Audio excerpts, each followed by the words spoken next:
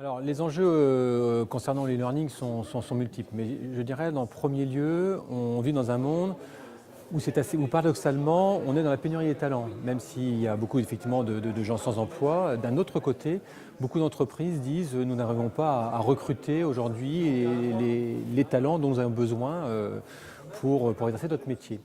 Et donc l'enjeu, c'est d'être capable de former et d'adapter les compétences des collaborateurs de manière régulière ou très régulière au sein de l'entreprise, avec donc des techniques et des méthodes qui vont venir compléter les méthodes plus traditionnelles basées sur de la formation en salle, ce qu'on appelle la formation présentielle.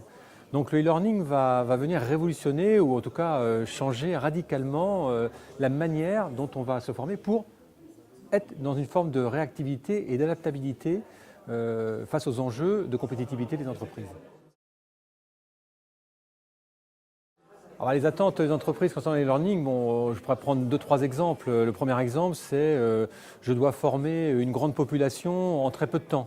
Donc ça, on va retrouver ça dans les grands groupes. Si je prends un exemple, une banque doit former à la loi de finances 10 000 de ses salariés.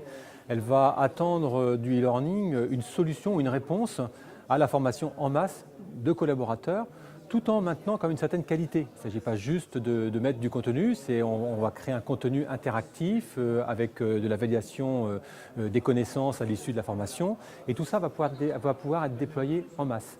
Donc ça, c'est un exemple. Et puis le deuxième exemple, c'est vraiment être capable, je l'ai dit tout à l'heure, de mettre très rapidement en place des dispositifs de formation de manière justement à répondre à ce besoin d'adaptabilité permanent qu'on rencontre dans les entreprises.